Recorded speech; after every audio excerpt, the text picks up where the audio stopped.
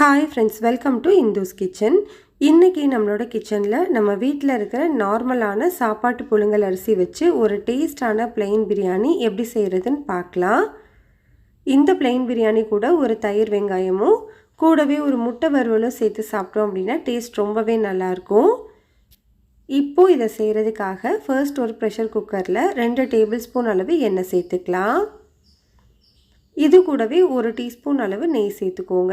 இது ரெண்டுமே நல்லா சூடானதுக்கு அப்புறமா இதில் ஒரு பிரியாணி இலை, 2 சின்ன சைஸ் பட்டை, 3 கிராம்பு, 2 ஏலக்காய், 1/2 டீஸ்பூன் சோம்பு சேர்த்து தாளிச்சுக்கலாம்.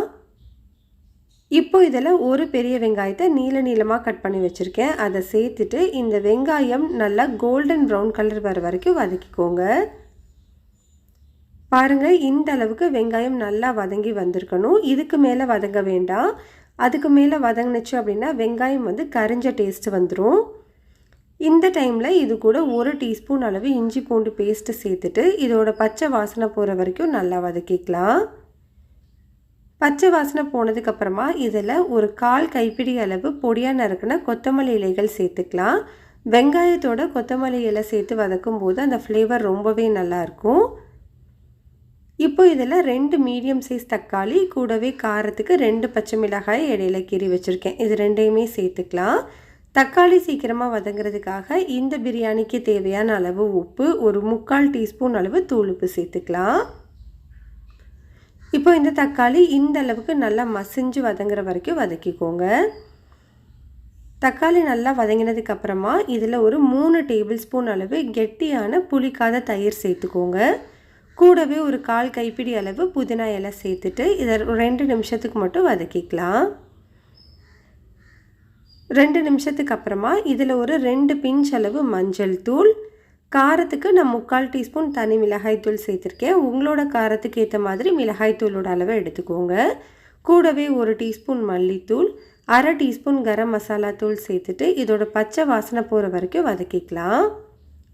பச்சை வாசனை போனதுக்கப்புறமா நம்ம தண்ணி சேர்த்துக்கணும். நான் இன்றைக்கி மெஷரிங் கப்பில் 1/2 கப் அளவு புழுங்கல் அரிசி எடுத்திருக்கேன். அதுக்கு 3 கப் அளவு தண்ணி சேர்த்துக்கலாம். தண்ணி சேர்த்துட்டு இதை நல்லா கலந்துட்டு இதை ஒரு 2 நிமிஷத்துக்கு கொதிக்க வச்சுக்கோங்க. இந்த மாதிரி கொதிக்க ஆரம்பித்த உடனே நம்ம அரிசி சேர்த்துடலாம். நான் மெஷரிங் கப்பில் 1/2 கப் அளவு புழுங்கல் அரிசியை தண்ணியில் நல்லா கழுவிட்டு 1/2 மணி நேரம் முன்னாடியே ஊற வச்சுருக்கேன். இப்போ இந்த தண்ணியை வடிச்சிட்டு அரிசியை மட்டும் சேர்த்துக்கலாம். அரிசி சேர்த்ததுக்கப்புறமா இதை நல்லா கலந்துட்டு உப்பு எல்லாமே இந்த டைமில் நீங்கள் செக் பண்ணிக்கோங்க. இது கூடவே ஒரு 1 டேபிள் ஸ்பூன் அளவு லெமன் ஜூஸ் சேர்த்துக்கோங்க. லெமன் ஜூஸ் சேர்த்துட்டு இதை நல்லா கலந்துட்டு ப்ரெஷர் குக்கரை மூடி விசில் வச்சு மீடியம் ஹீட்டில் 3 விசில் வச்சு எடுத்துக்கலாம்.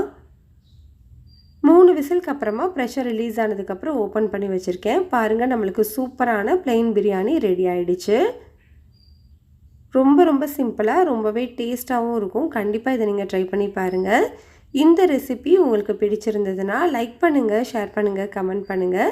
மறக்காமல் இந்துஸ் கிச்சனை சப்ஸ்கிரைப் பண்ணிவிட்டு கூடவே பெல் பட்டனையும் கிளிக் பண்ணி ஆளுங்கிற பட்டனையும் கிளிக் பண்ணிக்கோங்க. அப்போது தான் நம்ம போடுற வீடியோஸ் எல்லாமே உடனே உங்களுக்கு நோட்டிஃபிகேஷனில் வரும்.